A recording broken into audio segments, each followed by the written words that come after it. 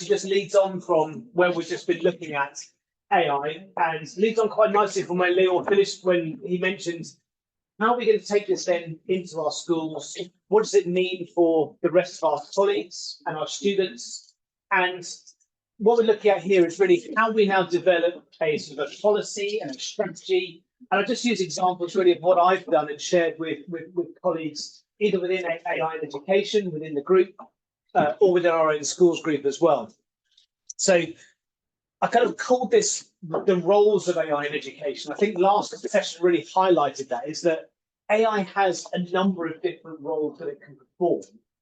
And so when we're developing a strategy or a policy about what we're going to do back in our own setting, we need to think about what roles we think we want it to perform, and what roles we're happy for it to perform as well. I'll skip over that because you've seen me once already. So if we think about developing policy and strategy in AI, we got to kind of wind ourselves back nearly exactly 12 months. When I looked this up, just when I was sort of getting ready for coming and doing this, I think it's the 28th of November 2022 that ChatGPT was really launched publicly, and we all got access. So pretty much 2 years ago to the day. And what that did for most schools is it put us all into total freefall. We had no control over this thing. We were struggling with what appropriate use looked like. We didn't understand how to use it as staff. And the students were given automatic access to this thing that they didn't really understand how to use either. If we wind ourselves back about 20 odd years, probably slightly longer, but certainly about 20 odd years, the internet and Google were freely available. All the sort of universities got internet, schools got the internet, dial-up disappeared, and really what we know as the internet now kind of reappeared. And everyone was worried about Google. How are the students going to use Google? And it's almost like everyone who lived through that history 20 years ago totally forgot the last 20 years. And actually, we're now in an environment where we're quite happy for students to Google things. We're quite happy for them to look them up. All of a sudden, they get something that's just like, it's like Google on speed. It's the most amazing form of that. And we're like, oh my God, we can't do this. What's that? Hang on, we've done it once already, and we've been doing this since education started. So we can adapt to this, and we can make it work. We can make it useful. And I think the third point there, like everyone was just scared of cheating. That's all we thought. Oh, no, everyone's just going to cheat. Everyone hands in essays. Yeah, half of my week is dealing with students who have made inappropriate use of AI. But we've got a policy and a strategy around it. So we manage it. It's not a problem. Before that, 4 years ago, they were using Google to download essays. Yeah. Before that, they were copying off each other. Yeah. They were paying the smartest kid in the class to do it. This is not a new thing. It's just a new way to do it. Okay. And then I think lots of schools wrestled with, and possibly still are wrestling with, the whole block it or keep it open. Who's got it open to students? Who's free access to students and they're happily using it? Minimal numbers. Who's totally blocking it? Who hasn't really got a clue? Okay, if you're a Microsoft school and you're blocking it, you're probably not able to block Copilot. It's tricky. Okay, all right. So just be aware of that. So, and I think we know for lots of things with young people and with humans generally, if you try and block them from doing something, they're going to find another way to do it anyway. So, my whole standpoint for this is really about education, regulation, and information. And so we need to think about regular use and how to monitor it. And so I came up with this kind of this graphic of where I feel schools are and where they really need to be. And I think that too many schools are still locked in this area at the top, which I call the danger zone, where they've got no engagement really. You guys can already say, yes, we're engaging because we've set staff here. We've got people really using AI to a high level. But those same schools, do they have a policy? Do they have a strategy? And if they've got a policy and a strategy, but they're not engaging, then are they really doing anything about it? I know we've blocked it. We've got a policy that says, no, don't use it. We've got a strategy that says, we're not even going to look at it. So that's fine. We've dealt with the AI problem. No, you haven't, because the kids are going on it at home, on their phones. They're getting round the school Wi-Fi by hotspotting. Okay? All right? These things are happening, whether you like it or not. And sadly, even in our school, where we are hopefully quite far ahead of the game. A student won a poetry writing competition just before half term. Turns out they wrote it on AI. Yeah, instead of going to the headmistress and get congratulations, they came to Mr. Dax and got a telling off for it. Okay, so it's happening, but we're dealing with it.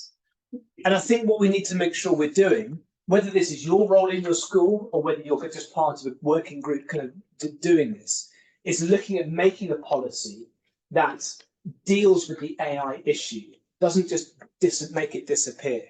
Developing a strategy that actually works on educating staff, educating students, educating parents. And then what does that look like for this year, for next year, for the year after? Because this is going to change quickly, okay? And I think in the last part of this, if you're really kind of at the sharp end of the AI part, is that you've actually got AI embedded as sort of best practice across the school. I'm yet to find a school that's really doing this completely. Yeah, there's quite a few schools that are doing this and starting to get there, but no one's actually got this sorted. And I think any school that sits there and says, yeah, we've got everything nailed down. There's nothing in our school that needs developing. Teaching and learning is amazing, behaviour is amazing, attendance is outstanding, our exam results are amazing. This year, our school development plan's blank because we're doing a brilliant thing. Yeah, no one's quite got that sorted. So to have it sorted for AI is just impossible. So as a school, here we go. Here we go. So, that's annoying. It's taken out step one. So step one is get a policy in place. Everything in school starts with, we love a policy. Schools love a good policy. We've got hundreds of them. Okay. But we need some sort of a policy in place that's going to deal with this. And it might sit within our existing policy for digital. It might sit with our existing policy for exams or academic honesty. But we need something somewhere that deals specifically with AI.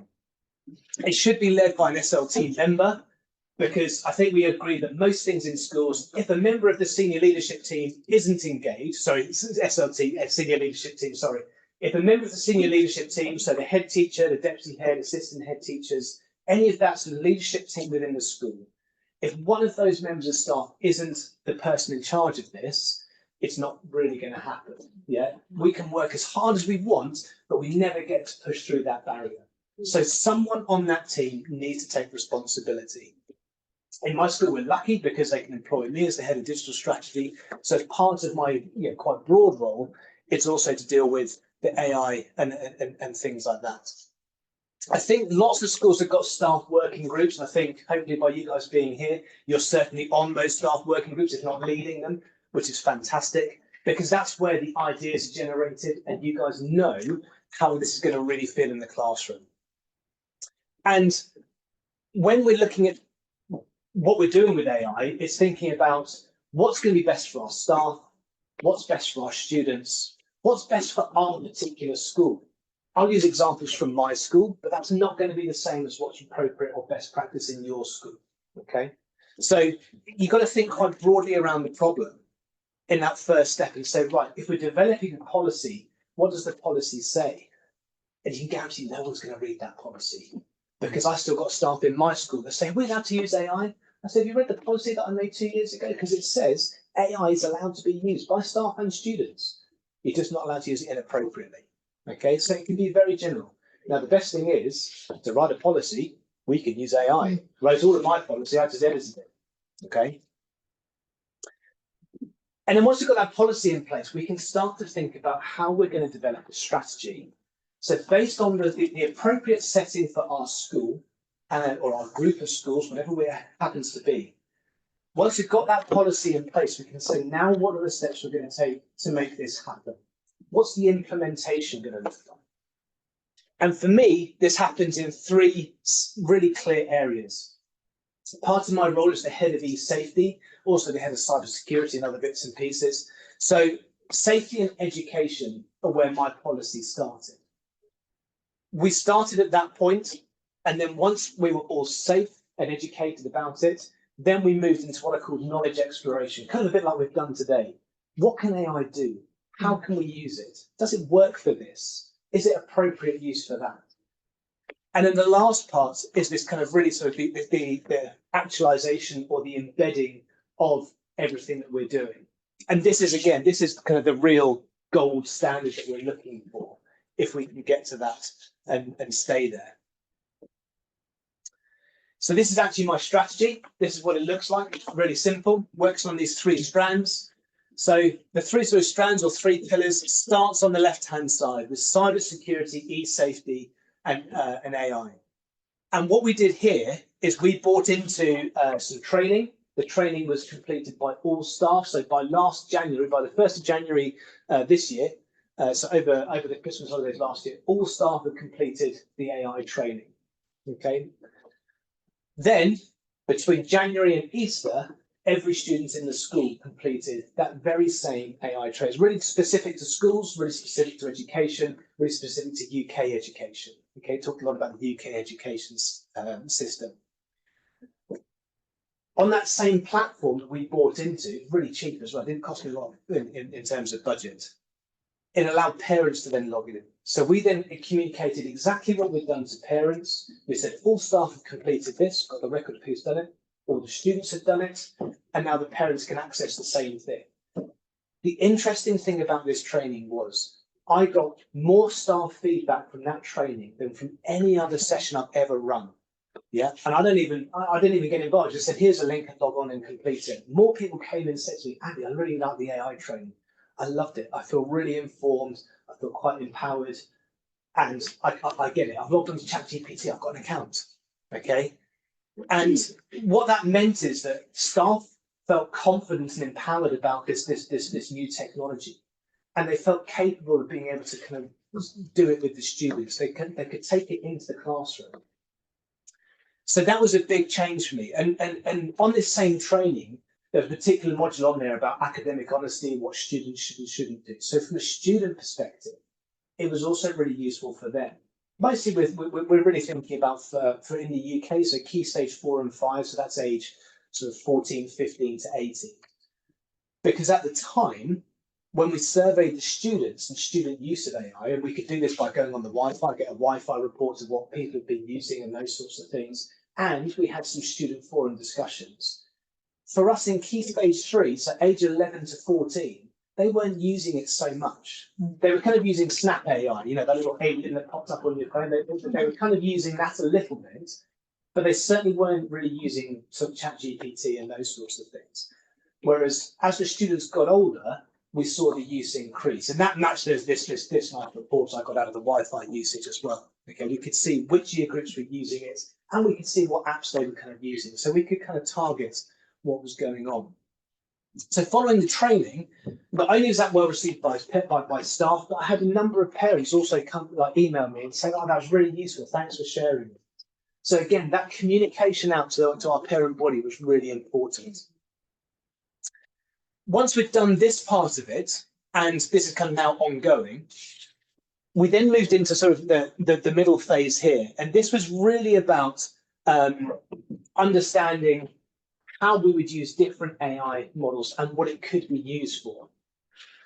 So our professional services are support staff. So the administration staff in the school, so the secretaries, the non-teaching staff as well. So we call them professional services. So where we're doing all of this work on the teaching side, I also had to go and do the same work on the professional service side. Their training wasn't the same because this was very much school-specific training. I also have responsibility for doing digital training for the professional service staff as well. And what we're doing here is we're really investigating an action research. Is everyone happy with action research methods? So it's just a small research study you can do in your school. You decide, you do some research, bit of background understanding. You then decide what you're going to do with it. You do a little test in school, and you test some sort of efficacy of, did it work, did it not? So it's a small action research project. And for this action research project, we actually teamed up with What Works Education. I'll talk a little bit more about them in a second. But they specialize in small group case studies. And they team with Durham University. So the UK Durham University's got a big education centre. They actually team with them. And we started doing small scale studies into what was working with AI. And the most sort of recent one that we did kind of over the summer and we're actually picking up again is to do with using AI for marking essays in business and economics and psychology. Okay, so the teacher's actually using AI to support in the marking of essays and seeing if it's useful. So that's really where we are still now, is in this action research element. I don't know that that ever stops, because AI is going to carry on developing, and we're going to have to keep working out what it's good at and what it's not. Equally, part of that, you were asking just before the break about writing reports, so writing student reports using AI. Again, I've been testing that since ChatGPT really kind of came out. I've been trying to write student reports, trying to write better reports, those sorts of things. So we've got a working body of staff who we know are using AI, definitely using AI to write their reports. Other staff might be using it, fine. Okay, but they're definitely trialing different ways of using AI to write their reports. So amongst my staff body, I've got about 4 or 5 different groups of staff using different things. They're kind of all doing different projects. It's a nightmare for me to manage. But I can't do it myself. There's no way I could test all these things. You have to sit there and say, right, Gemini is the best thing for this, or something else is better for that. I haven't got the time. So having those little projects working around the school is really important to inform the best practice. And again, that then feeds our staff training. So when we get together for staff training, for inset, this is really at the forefront of what people want to know. What are these AI projects? Is this something I should be using? Or actually, has it not been any use at all? I shouldn't use it in anything. And what we're leading towards is this kind of this down the bottom, this bank of resources and recommended use, a bit like the document I shared with you guys today, to say, right, these are some recommended uses of AI. This is how the prompt works, and this is what the outcome's likely to be. So Eton College, so Steve Bertels, who's got my job at Eton College, he has produced something called the Catling Cookbook. I'll try and send a link around afterwards. It's a free to open resource. And what they've done at Eton is that they have developed like a sort of a prompt library. And again, there's lots of different prompt libraries available out there. They've developed a prompt library for the staff and a prompt library for the students. And they've given that to the students, saying, right, sign up to ChatGPT. We want you to sign up to ChatGPT, use your school email. School at Eton doesn't start till age 14, which is quite useful for them because they haven't got to worry about anything other than that. Okay, so they're a little bit of an advantage.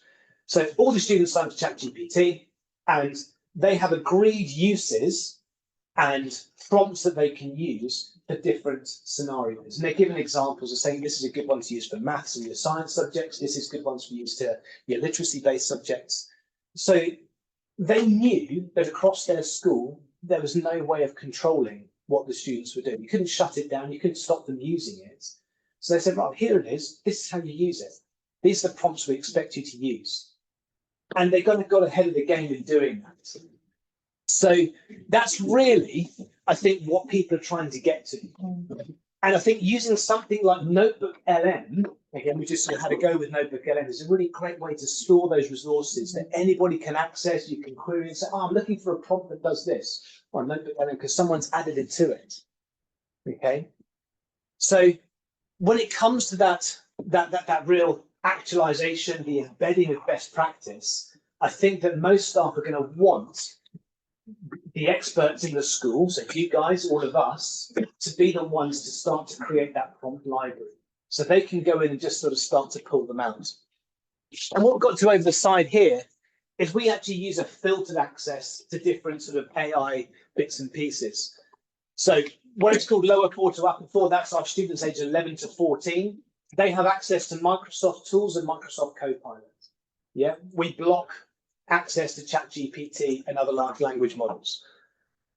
Then lower 5 and upper 5, that's key stage 4. So they're aged 14 to 16, doing their GCSEs. They have a limited access. Again, so it's Bing AI at the side there, because that's how long ago I wrote it. So they have access to Copilot as well. And in the sixth form, we monitor their access, but they've got access to everything. So I get this report every day. If I want to look at it, I don't. But I get a report that says how much they're using AI for, but it also tells me how much bandwidth they're using. And we kind of did a study quite early on, and we can work out if they've used X amount of bandwidth, 5 megabytes is around about a 2,000 word essay, or was at the time. So we can see if a student's using a huge amount of bandwidth, they're using AI to download a lot of content. If they're only using a little bit, they're probably just using nice sort of question and answers that we're hoping for. So we get a bit of an idea of what that is. And we also use this open and honest policy. So if a student wants to use AI, or they've used AI, they've written an essay and they want some feedback, and then they're going to make an improvement, our open and honest policy says that absolutely fine. You write your essay in your own words, AI can provide you feedback and you can make an improvement, but you hand in all parts of that. So we get the original essay, we get the chat response, and we get their final improvement. So we've got this idea that, okay, they've used AI, has it helped them, or do they need a bit of guidance? And I can see if they've cheated or not as well, okay? And I think that open and honest policy is what the students have really embraced in the sixth form, partly because we've been doing this study with them to use the ChatGPT to give them feedback on their essays, but it also gave them a little bit of support to know what the best thing was to do. Because lots of the time they were handing in an essay and they weren't sure if it was okay because they had used AI, but they copied and pasted something off the internet, so that was fine. But they weren't quite sure where to sit with it. So if they had this open, honest policy, they knew it was okay. They knew we were going to support them through it, and they knew they weren't going to get told off for doing it. Is the other thing, and I think that was the big sort of eye opener for them. Is that open and honest policy, and it's working well because it no longer pushes AI underground. No one's worried about it. It brings it up and says, no, we're using AI, we've got it, okay? And I think that really kind of gives an overview of where we've gone as a school. Is it perfect? Absolutely not. I gave the example that some kid won a competition before because they got AI to write this amazing poem. It's beautiful, really, really well written. And I think that brings into a little bit of focus that for very high performing students, it can be hard to detect if they've used AI or not. Because if their work is already excellent, AI will make it better, absolutely, but it's hard to notice those small differences. And so part of our policy is also how we deal with an AI situation or a suspected use case of AI in schools, which again, I think most people hopefully have got these sorts of things in place. We love a flow chart, there's suspected use of AI, what happens next? Well, the first point of call is the teacher marking the work. We know straight away if that's not that student's work. So we're the first ones to pick up on that. And that's what we say to our staff. If there's a suspicion that they've used AI, then you flag it. And then we go down the process of using AI checkers. Everyone use AI checkers? Tried putting something into an AI checker? Should have included that in that session there. So there's a bunch of free AI checkers, GPT-0, GPT, Grammarly, but don't use that one because it's awful. There's a number that you can, if you just Google free AI checker, you don't need to put in more than 2,000 characters to work out if they've cheated or not. And you can literally copy and paste the student's work. Now, that's absolutely fine. There's no data privacy issues because it's got no information in it. It's just someone's essay. It doesn't really matter. And it will come back with a temperature score, like a sort of a thermometer that says, right, a bit like Turnitin. People use Turnitin. People use Turnitin. So it works a bit like Turnitin. It gives a percentage score. And what we recommend then is taking a sample from the other students in the class. So take another 3 or 4 students in the class and put theirs in. What does their temperature score come up with? And what we've generally found is students who have got a high temperature score, sort of around about 70%, they've pretty much used AI to create their work. And then we have a tolerance at the lower end. Again, a bit like Turnitin, so sort of up to about 20% tolerance, because the AI checkers are not perfect. And you could take a very, very good student's piece of work, their own work, nothing to do with AI, it would still come up with a suspicion that some parts of it could be AI generated. And the students know this, and they worry about it a lot. But that's it, don't worry, there's a tolerance, which is why it's important to take a sample. Because if your whole sample says we're up at 70%, I think you've got a whole class that needs some AI training. But generally, you'll find that the student's work is suspected is up at around 75 to 90%, and the rest of the class is down. I find not even higher than 10% AI generated. So, or suspected AI generation. And then after that becomes a conversation with the student. We generally don't tell them off, because what they're trying to do is look for a way to support themselves. Yeah, they're generally looking for some help. They're struggling. That's why they cheat. Yeah. And if we view it in that way, it doesn't become something they're going to try and hide. Right? So that's how we deal with it in our school. That's our policy for dealing with suspected uses of AI. We treat it in that way. And we use the AI checkers. Again, I'm happy to send some links up afterwards that Leo can share. So, like I said, we start off with training, and we train staff, students, and parents. This is the training we bought into. It's called the OSA, the Online Safety Alliance. And it provides more than just AI training, it provides all sorts of e-safety training. Does anybody use OSA? Is anyone at OSA school? So it's very much UK based is the only thing I'd say. So it's great, and the information on there is absolutely relevant to any particular situation or nationality. But when it's talking about academic honesty, it's very much related to the UK exam board and the UK exam system. So it's worth having a look. Magic School also do some training. Their training is very good. Have you done the AI training at Magic School? Yeah. So again, you can ask some questions. So Magic School offer AI training, and there'll be all sorts of other ones out there that are now on offer. So I think it's finding an AI training platform or AI training for your staff that's relevant to your education situation, and is really based on education and schools as well. There's loads of people offering Coursera education or Coursera AI, and people have made AI courses and those sorts of things. But finding ones that are suitable for schools, much harder to do. So there's some sort of more generic ones. So the Magic School one will be based on more around the American system, possibly an international sort of situation. But those are ones that are on offer and available.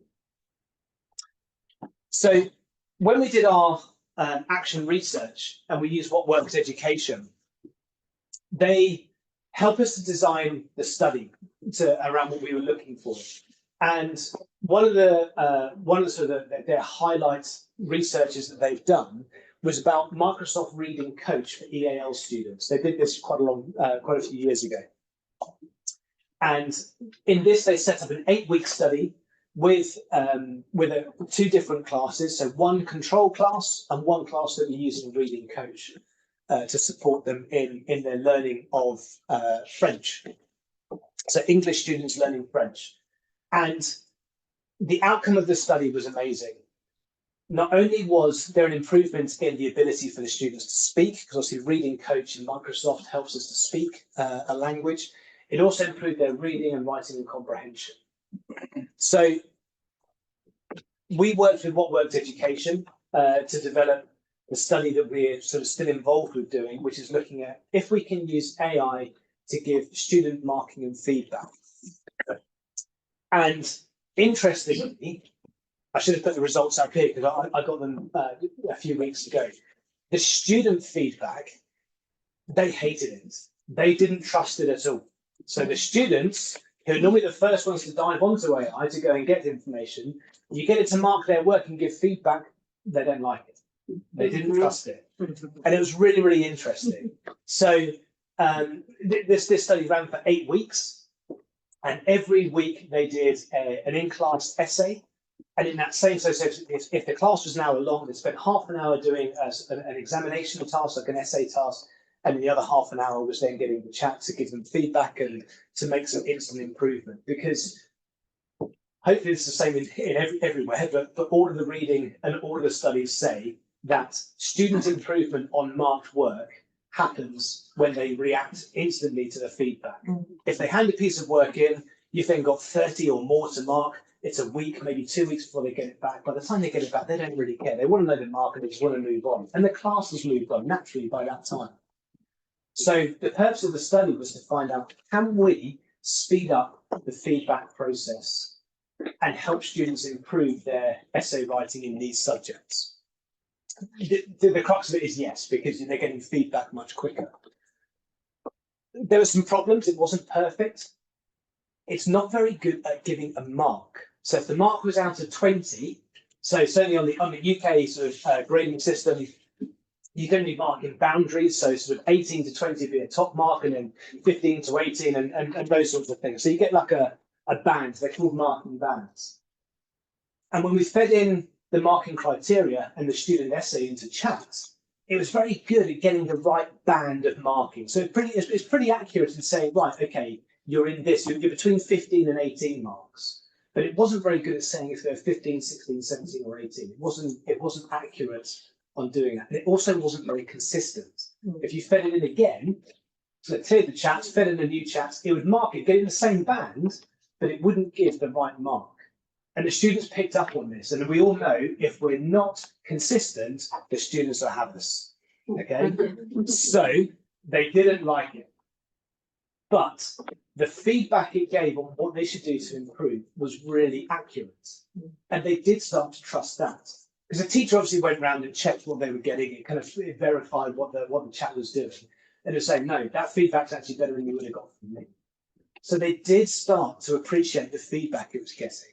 And they did start to understand what the marking band meant. If they wanted to move from a C to a B or a B to an A, they knew they had to move into the next band and what they needed to do. So this sort of study is what we're doing all the time around the school. We're trying to use AI in different ways to really assess how we can implement different strategies, what works. We work with the students, we get their feedback a lot because they're the ones who are going to be using it and it's going to impact them. And so this is something that I'd really kind of recommend as a strategy to do, to look at this kind of action research strategy. And again, staff really like it because they get to get involved in something. They've got something they're trying and something that hopefully is going to help them. So interesting, the staff feedback on the AI on the AI marking was really positive. And we've got a number of members of staff who are now using this quite routinely as part of their marking process, not just marking with AI, but as part of their marking process. And they found, yes, it sped things up amazingly. Of course it did. It was writing more feedback, more detailed feedback than they were able to do in the same time frame. And it would have taken them so much longer to do that. And they were quite happy with the consistency of the feedback as well. Okay. Now, we did it only on chat, so it'd be interesting to measure what it was like on different models and those sorts of things. But that's really kind of the process that we're just constantly going through at the moment. Any questions? No. How long did it take for your staff to start becoming comfortable with the feedback cycle, or when you're really closing the loops? Because I mean, like, you've done a lot, obviously, in education and training, but then everything into the evaluation and monitoring process. Even with your most ardent supporter versus your most lax supporter, there's going to be a variance. Yeah. So how long, I mean, like you say you've been doing this for 2 years now. Would you say you guys are only reaching that comfort phase? No, I don't think there at all. Really? Eh? No. I'm really comfortable. But I'd say I've probably got, so our staff, we've maybe got 100 staff, just to round it off as a nice even number. If we've got 5 staff who are comfortable using this, I'd say that's about it. I'd say we've maybe got 20 staff who are comfortable using AI. And when I say regularly, I'd say a couple of times a week. Yeah. As opposed to a couple of times an hour like I am. Yeah. Okay. So that's the kind of, we've been doing this. So we finished our training last January. So yes, okay, we've almost had a complete year of, since the training, a complete year cycle, pretty much nearly 2 years since the policy came in. And we've still only maybe got 20% of the staff who are, I would say, confident in using AI within their work application. And of that, 3 to 5 teachers who would actually use it for doing anything sort of high level like this. Most people still just go to traditional methods. And then the second question is, I mean, like, obviously you think your role is quite a broad spectrum and allowing. But at what point does one start shift? Schools are quite hierarchical every day for us. So at what point does this become actually quite attuned to its, or do it needs the monitoring policy development where an entity or an individual becomes having academic AI or, you know what I'm saying? Like, it moves very quickly from a broad spectrum to like, you know, we're distilling it because now we, number one, we're getting feedback from third parties. We're able to make informed decisions about plans attached to it.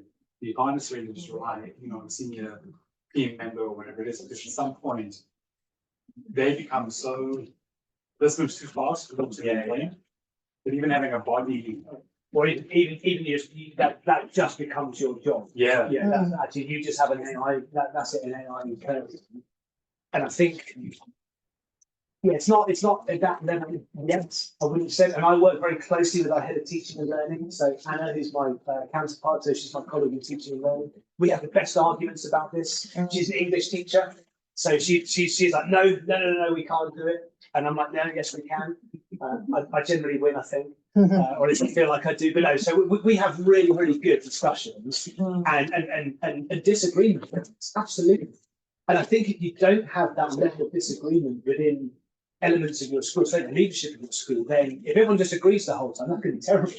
That's a great place to work. It's going to be really good fun. But will it be the most conducive to real thought-provoking discussion and ensuring you're doing the right thing for the students and for your environment? Probably not. You need to have someone. If someone says to me, Andy, great, you can go and do whatever you want with that. Brilliant. Yeah.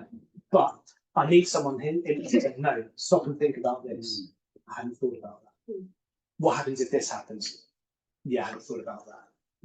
Okay. Because I've got my vision, that somebody else has got theirs. And I think that's a really important kind of part. I think that's kind of what you're saying here. You need a group of people who are invested in this, who are looking at this, and it needs to be more than just one person.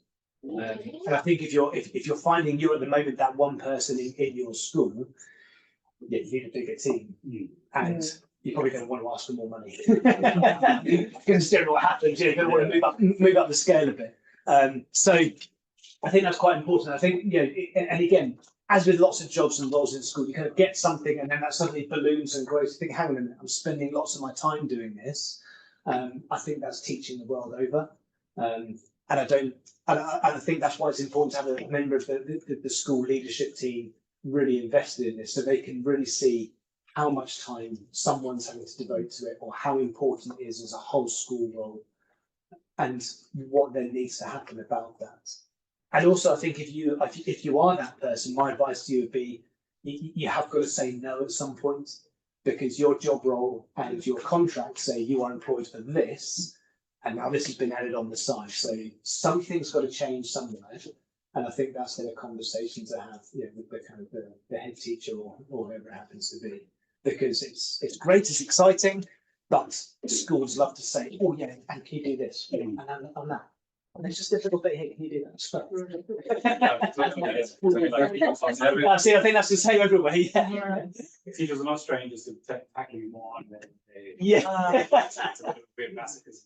The second question I wanted to ask you was, is your environment a one-to-one device environment? We are, so that's a really good point. It's something I should have mentioned before. So yes, we are a one-to-one device school, so all the students have a laptop, and that has been the case for 5-6 years now. But I don't think you need to be a one-to-one device school for this to be important. And you don't need to be a one-to-one device school to implement this in the classroom. There's schools within our foundational schools that aren't one-to-one device schools, and they're doing great things in the classroom with AI and the students and using it with them and those sorts of things. So I think there's a limit if you're not a one-to-one device school about how much you can do in the classroom with the students. But I don't think that's a limiting factor as to what it should be. Do we get more AI produced work because of that? Probably, because we've got there's virtually no books in the school. Because I'm just thinking about your qualitative feedback side. Because you've got a broad spectrum as well. It becomes, being able to partner with third parties makes the tackling of it easier versus a BYOD. Absolutely. Absolutely. So I think it is a factor to think about. If you're not a one-to-one device school, then how much are students using their devices? Are they doing their homework or independent learning at home? Is that set through a portal, and therefore that's kind of an online thing? So I think that all kind of builds into your environment and your strategy and your policy and those sorts of things. And I think that's an important point to make. So this is just an idea of what the research looked like. I won't spend too much time on this because we've been doing lots of prompting and stuff already. But this was what, this was the question. So does AI provide instant feedback to an essay extended answer to help improve student progress? This is what the feedback looked like. Again, don't read too much into it. Where it said the score out of 20, that was the bit that wasn't particularly good at. But the actual feedback itself, the simple things about what they did well, how they could improve, and it picked up on the different parts that were being marked as well. So it was particularly good and useful. It did work well. And I think this is trying to be where we're getting to, this kind of actualization. This would be the gold standard. If I could get more than 4 or 5 members of staff using AI feedback, if I could get more than 20% of the staff body to actually engage in using AI to support their general sort of work function, that'd be amazing. But it's going to take time because it's hard and they don't feel like they want to. So someone was saying, oh, I could spend hours doing this up on AI, and I'm like, great, I've just spent 2 hours doing that and I've done nothing of what I was supposed to be doing. But this was more fun. And I think they don't want to invest that time, which is where I think the libraries and resources are going to be so important, because they don't, someone's already invested the time and the effort, and now I can just pick it up and go with it. Yeah. Just like to make a comment. Yeah. I can't remember exactly. There was some article I was reading about degree of accuracy of marking. Yeah. It was mentioning, but I can't remember where I was. It was mentioning that you can, with some of the provisions of AI for marking, you can say the confidence level. Yes. To improve the quality of outcome. Yeah. I think if I can find them again, I'm willing to share them. Yeah, that'd be amazing. Yeah, and again, it models itself off what we mark work like. And if you look at when people mark exams and formal assessments and those sorts of things, generally people stick to the safe area, which is the middle. Yeah, and the extremes don't get touched. This shockingly did the same thing. Yeah, it stayed away from the extremes and stuck to the safe place, which is generally in the middle. Now, that's where most students tended to sit, and again, for our students, that's where they tended to sit anyway. So I think if we're looking at sort of what the future is going to be like, people normally sort of finish these things and say, "Oh, right, what do you think the future is going to look like in schools?" And I think that if we develop a strategy and embrace AI in the right way, and we've got a working group and someone in charge of that working group to kind of really lead it forward, I think we're looking towards a point of getting intelligent schools. I think we hear a lot in my social media feeds are all about hyper.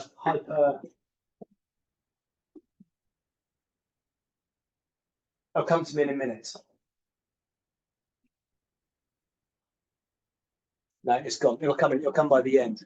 If I've written it down here, Oh yeah, hyper-personalization. That's it. Hyper-personalization. So this is where we're looking at using AI learning platforms, some of which are contained within the documents I've given you. So CenturyLearn, certainly for the UK, CenturyLearn is a big online learning platform that is the first one that's really adaptive to students' progress on a particular topic. So as a subject and as a subject leader, you can say we're learning this topic, so all the students get the topic.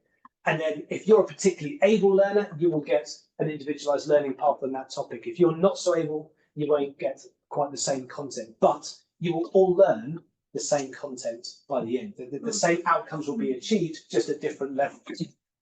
And people are really worried about this hyper personalization of learning. And I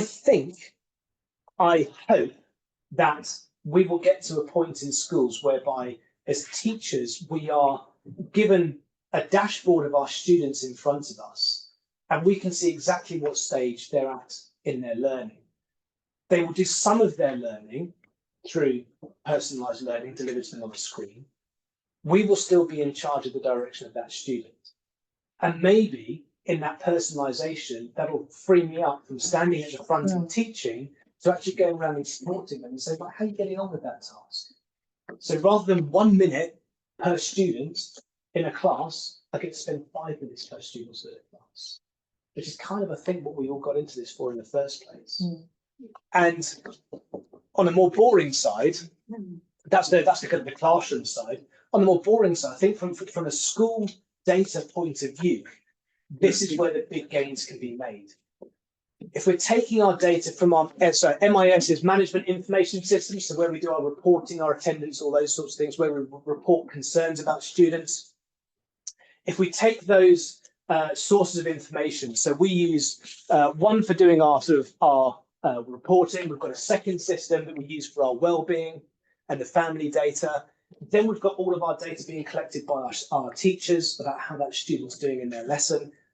If we can connect that data and we can start to interrogate it in a simple way using something like Power BI, and if we can connect the data sources together and we can start to interrogate it and we can layer AI over the top of that so that it starts to ask questions and flag up that particular student, no one's picked up on them for the last 6 months. They're going to have a problem coming their way. If it could pick up that student earlier, if we could form interventions sooner and support processes for students at an earlier stage, I think student well-being will increase, learning will increase, support will increase, our time, our efficacy, and everything else will be improved. Now, talking about data and insights isn't very interesting. It's not sexy, it's not ChatGPT, but I think it is a far more valuable resource that's going to come secondary to generative AI. Yeah, I think that's going to be the big thing. And this is certainly where I'm kind of working at the moment, is actually connecting these data sources in our school to make sure they talk to each other so that we get earlier warning and earlier intervention. And I think that's going to be part of what I hope is going to become an intelligent school. Any questions? Is hallucination still an issue? Yes. Yeah, definitely. Yeah. So hallucination. So when did anybody get? We almost got a slight hallucination today. Like it wasn't a hallucination. It's just going to say no, I'm not doing it. But yeah. So certainly, I tend to get hallucinations. Certainly, I think when my chat gets quite long, if I carry on a chat for lots of iterations, a little bit like us, it just kind of switches off and gets a bit bored. So I need to stop it and start again. So yeah, I think it's always going to be an issue. I don't know that they're ever going to be able to control, because of the way the neural network kind of picks up its information.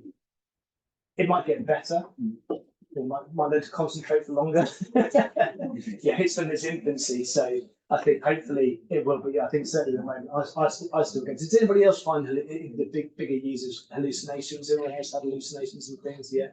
Can we just define what you mean by hallucination? So hallucination. So when the chat starts to veer off topic and it starts to produce something that you haven't asked for, and it just starts producing random bits of information that are just totally unconnected, unrelated. So yeah, it starts to do that after you've had a long conversation. And then once you try to like make it do it right, then it gets worse. Yeah. Yeah, when it says that wasn't good enough improvement, and it just doesn't, it just gets worse and worse and worse and worse. It's in a loop. Stop it and start a new one. Yeah. Give it a rest and a reboot is the way to go. Yeah.